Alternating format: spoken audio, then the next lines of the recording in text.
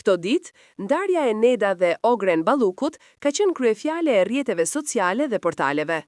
Komentet, analizat dhe interpretimet e njerëzve janë shtuar dhe në mesin e tyre ka qenë edhe reagimi i reperit Gjesti, i cili ka folur hapur për mendimin e tij mbi këtë situatë.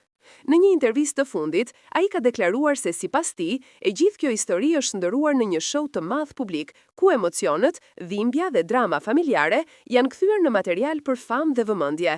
Deklarata e tij ka ngritur shumë diskutime, sidomos sepse Neda është një figurë që shpesh ka treguar veten si njeri i matur, i qetë dhe larg sensacionalizmit, ndërsa Gjesti e sheh ndryshe. Sipas Gjestit, momenti kur një person zgjedh të flasë për divorcin e vet në një studio televizive, në të njëjtën periudhë kur sapo janë bërë publike dokumentet e ndarjes, është një zgjedhje që nuk lidhet vetëm me sqarimin e publikut, por edhe me nevojën për vëmendje. Ai është shprehur se në Shqipëri ndodh shpesh që njerëzit e ekranit i përdorin plagët e zemrës për të fituar një lloj validimi nga audienca, duke e bërë publikun gjykatës dhe në këtë rast edhe spektator.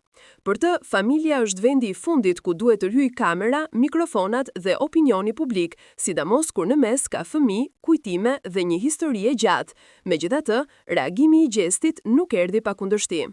Shumë ndjekës të Neda Ballukut e kanë akuzuar se po e përdor këtë situatë për të marrë vëmendje vet, duke e parë si një mënyrë që dhe ai të përfitojë nga një temë që po bëhet virale. Ata thonë se Neda nuk ka kërkuar famë, por ka folur për divorcin e saj sepse është një figurë publike dhe ajo ndjen përgjegjësi të japë shpjegim, pasi publiku e ka ndjekur prej vitesh.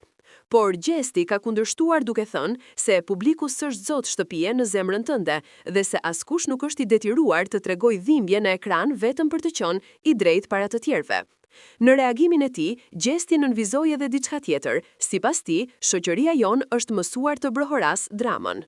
Sa po shohim një histori dashurie që prishet, menjëherë fillojmë të analizojmë kush gaboi, kush tradhtoi, kush vuajti më shumë. Dhe ndërkohë, njerëzit që janë pjesë e kësaj historie po jetojnë dhimbjen realisht. Ai sugjeroi se në vend të thashthemeve dhe viralitetit, duhet më shumë heshtje, reflektim dhe respekt për ata që po kalojnë një periudhë të vështirë emocionale.